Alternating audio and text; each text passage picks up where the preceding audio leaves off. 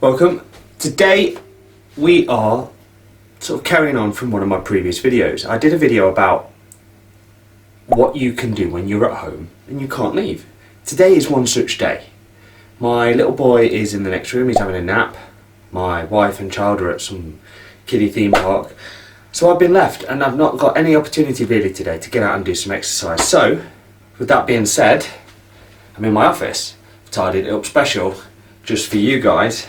And all that's in here is my easy bar and my two lightish dumbbells. So I'm going to do basically a number of combinations, and they're not necessarily the right thing to do, but something is better than nothing. Always something is better than nothing. Rather than sit on your bum, sit on the sofa watching the TV, do something. Get down and do some push-ups, get down and do some sit-ups. If you've got weights, do some weights. It doesn't always have to be hits, it doesn't always have to be runs, it doesn't always have to be bench press. Just pick up some weights and knock out some reps. A lot of it can be done standing or sitting, very much on the spot. So don't stress, okay? So the first thing I'm going to do is do some hammer curls. Straight up, I'm going to try and keep my body stationary without rocking too much, and I'm just going to bring them up without rotating the forearms or the wrists. And that's it, I'm going to do 10 on each arm, and that's see how we fare. Okay, so 1 and a 2 and a 3 and a 4 and a 5 and a 6 and a 7, not to go too fast, and 8 and a 9 and a 10 and 11 and a 12. I'll probably speed these bits up just for the sake of the video. A few moments later. And that's set 1. So now I stood around waiting for our muscles to recover. The most logical thing to do is to work on an opposite muscle. So assuming I've got enough headspace to do, I'm going to do some tricep one arm extensions. 1, 2, 3.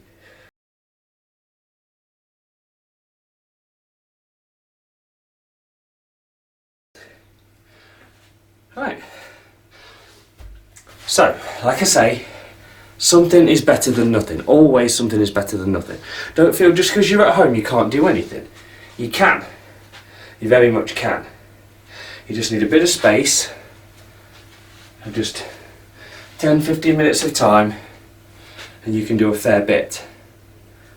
So now what I'm going to do, I'm going to rotate through about 5 different exercises. So for the sake of the video, I'm going to go to standing shoulder press.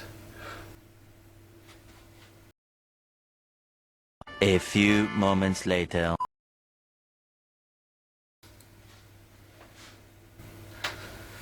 So what I might do now is knock out a few push-ups. Right, so there's my canvas.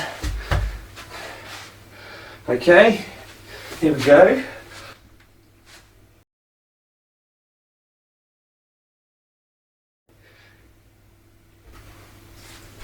And that's it. Probably do 3 more sets of those, or maybe 4 to get it up to 100.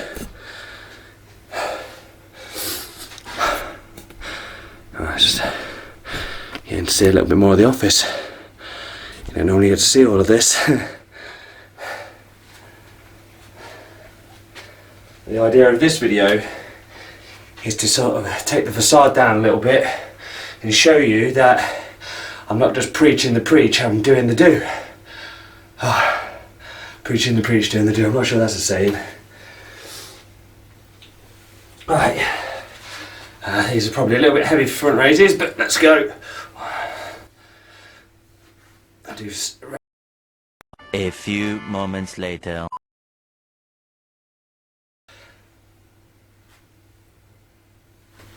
Oh. Idiot, left the heating on, didn't I? I kept me with my frivolous use of heat. See, I'm still out of breath. Should have took my own advice as well. In that video I said track your workouts like you would if you were at the gym. If you were at the gym, you might have a Garmin or a fitness watch on that tracks how many calories you're doing and how long you're spending in there. It's quite important because you could just idle around for a little while. Right, so we're going to go, I've just done 4 exercises. Hammers, tricep extensions, shoulder press, press ups, oh, and front raises, 5. I did 5 exercises. So before I go any further, I will now repeat all 5. So back to hammers. Go slightly different angle. Probably go speed. Time lapse again, Mark. I'm speaking to the Martin that's editing this in the future. A few moments later.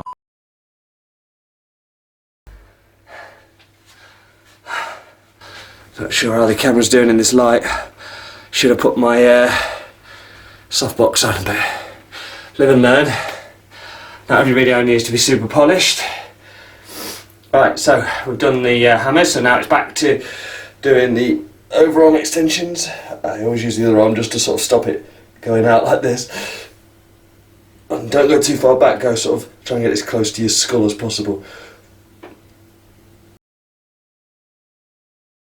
I don't get to do many dedicated upper body days at the moment because I'm training for high rocks, so quite a lot of lower body emphasis, a lot of aerobic and anaerobic efforts going on. It kind of blitzes all my gym time, so the only time I sort of have left to train actual muscle work is at home. So, and I suspect there'll be plenty of high rocks mummies and daddies that are having to do the same. Come home, do a bit, go to the gym, do a bit, wait till the kids go on bed, do a bit. It's just the way of it. So what did I do? I did shoulder press next. Here we go. Back to neutral. And it was push-ups. So if there's any people out there that haven't done high rocks yet, it's a multi sort of discipline hybrid sport that involves running and exercises combined.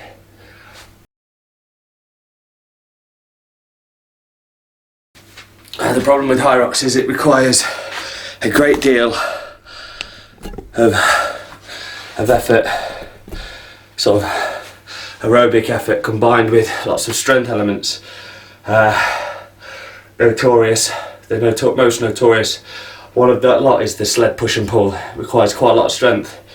Although it doesn't last that long, it's one of those exercises that just takes it out of you. So having a combination of fitness and strength is important for that particular event. And I've got 2, one in at the end of January and one midway through Feb, 2 weeks apart, one in Manchester and one in Glasgow. The first one is going to be a double, so I will be running the entire thing, but probably only doing half or thereabouts of the exercises, which means the exercises are going to be just that little bit more intense. But when I go to Glasgow, I'll be back on my own and keen to knock more time off my Birmingham effort, which was 1:17, and I was feeling rough that day for one reason or another, and I was a bit disappointed that I come away with that time. But you live to fight another day. There's always another event. You should never make yourself poorly for these things. So just come back harder the next time, train harder, eat better, get yourself in the zone in your head, know what you've got to do, have confidence in your abilities. Right, so that's 2 times around my 5 exercises. One more time, and then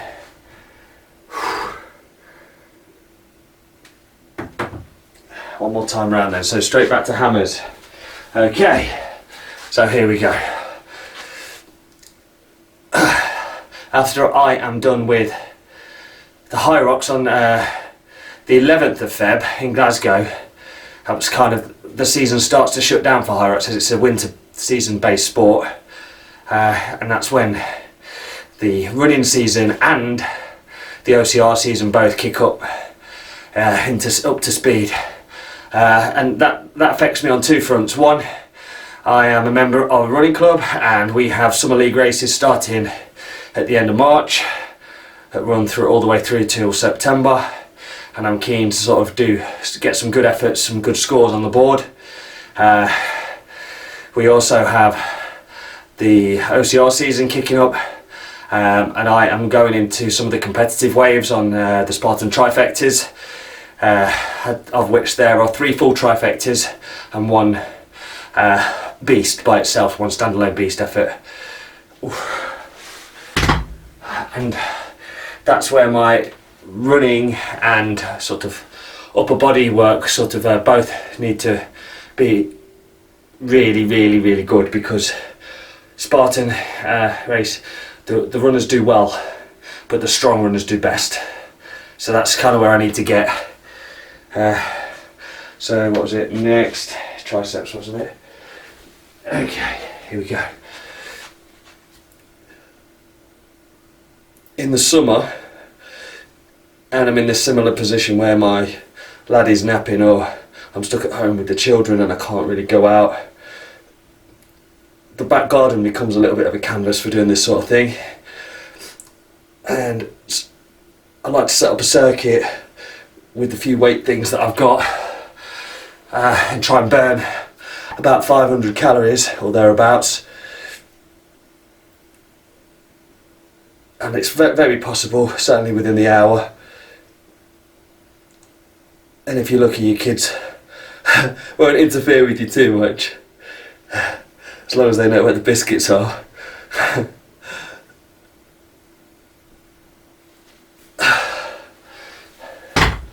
See, sort of rendering quite a sporty family now, because my wife, who was never really into sort of the gym and running side of things when we met, soon became involved in the gym, because I was,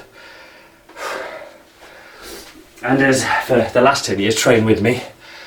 And now my daughter is who's only 6 at FYI, is now doing fully fledged park runs, the full 5k versions, the adult versions, and then shows up the next morning and does the junior version. Sometimes she does a swimming session before that.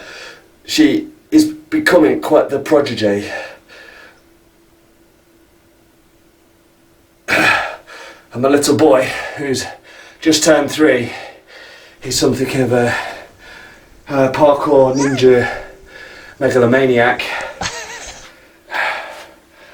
So push-ups next. That's what happens when I talk and train at the same time. Forget where I'm at. Okay. So, if you didn't already know, I am 42 years old. I'm a vegetarian. I've got a sedentary job. And yet, I feel physically I'm doing okay.